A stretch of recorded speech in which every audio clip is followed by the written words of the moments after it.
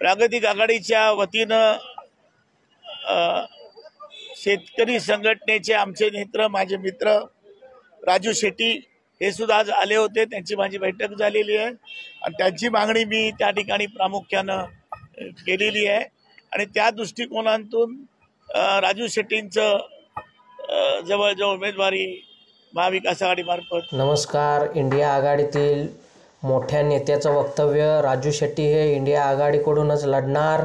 जर स्वाभिमानी शेतकरी संघटना इंडिया आघाडीत सामील होऊन निवडणुकीला सामोरे गेल्यास त्याचा फायदा राजू शेट्टी यांना होण्याची दाट शक्यता आहे। 2019 लोकसभा निवडणुकीत हातकणंगलेमध्ये 70.28% मतदान झाले होते। भाजप शिवसेना युतीकडून धैर्यशील माने, काँग्रेस राष्ट्रवादी स्वाभिमानीकडून राजू शेट्टी तर वंचित बहुजन आघाडीकडून असलम बादशाहजी सय्यद निवडणुकीच्या रिंगणात होते। धैर्यशील माने यांना 5,74,077, राजू शेट्टी यांना 4,80,292 तर असलम सय्यद यांना 1,20,584 मते पडली होती। धैर्यशील माने हे 93,785 मतांनी विजयी झाले होते। त्यामुळे मतांचं विभाजन होऊन राजू शेट्टी यांना फटका बसला होता। त्यामुळे यावेळेला मतांचं विभाजन होऊ नये यासाठी राजू शेट्टी हे इंडिया आघाडीकडून लढणार हे निश्चित झालेलं आपल्याला पाहायला मिळत आहे।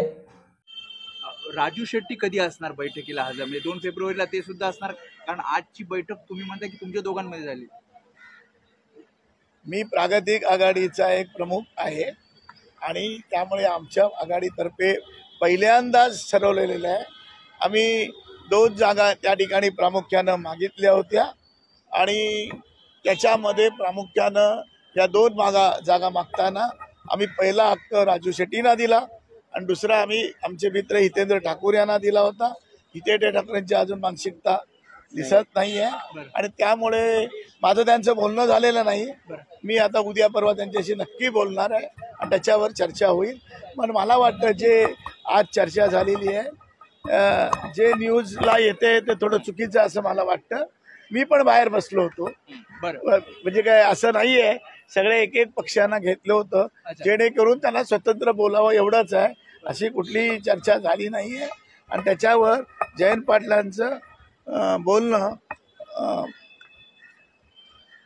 आंबेडकरांबरोबर झालेलं आहे। बच्चू कडू पण नाराज वाटतंय सरकारमध्ये, काही सांगू इच्छिता? नाही, मला भेटले नाही। 2 जागा तुम्ही म्हणताय, एक हातकणंगलेची आणि दुसरी कोणती जागा?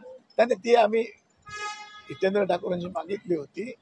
आमच्या जागेला आणखीन एक शेतकरी कामगार पक्षाचा आग्रह आहे की माडाची जागा आम्हाला द्यावी। इथे पण आमची 1 लाख मतं आहेत, माडाची आहे, पण त्या पद्धतीची चर्चा।